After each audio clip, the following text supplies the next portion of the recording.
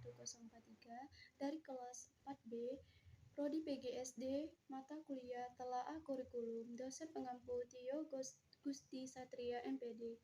Baiklah, di sini saya akan menjelaskan memahami konsep dasar kurikulum. A. Pengertian kurikulum. Kurikulum adalah seperangkat rencana dan pengaturan mengenai tujuan, isi, dan bahan pembelajaran yang akan dipedomi dalam aktivitas belajar mengajar. Intinya, kurikulum adalah rencana pembelajaran. Oleh karena itu, semua pihak yang berkaitan langsung dengan fungsi kurikulum ini wajib memahaminya.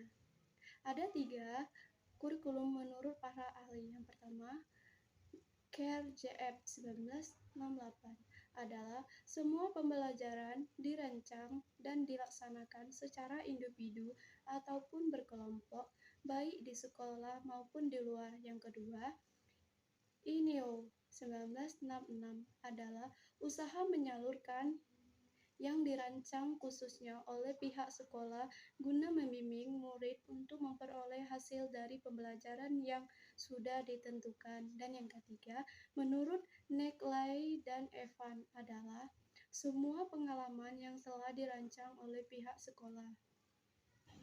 B. Pengertian telaah kurikulum.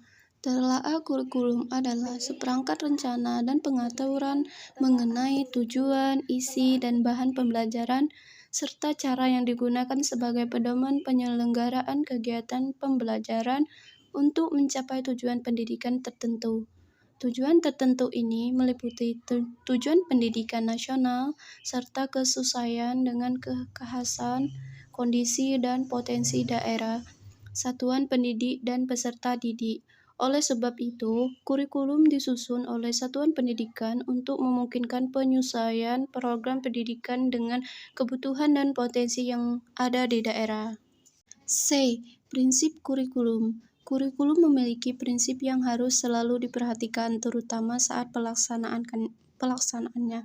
Ada 5 prinsip yang secara umum sudah dikenal di kalangan pendidikan, yaitu yang pertama, produktivitas. Berhubungan dengan hasil yang didapat dalam kegiatan kurikulum serta pertimbangan bagaimana agar seluruh peserta didik bisa mencapai hasil yang sesuai dengan tujuan kurikulum yang telah dibuat. Yang kedua, demokratis. Berhubungan dengan proses pelaksanaan yang harus berdasarkan asas demokrasi secara keseluruhan. Yang ketiga, kooperatif. Prinsip yang berhubungan dengan perolehan yang diharapkan harus diikuti dengan kerjasama yang positif di antara pihak-pihak yang terlibat. Dan yang kelima adalah efektif dan efisien.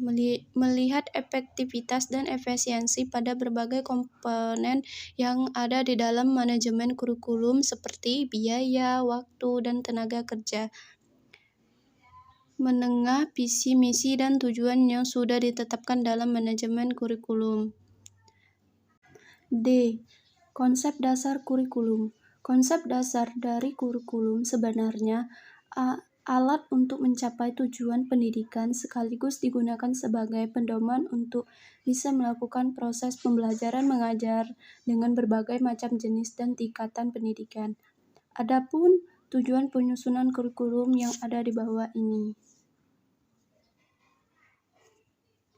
E. Relevansi.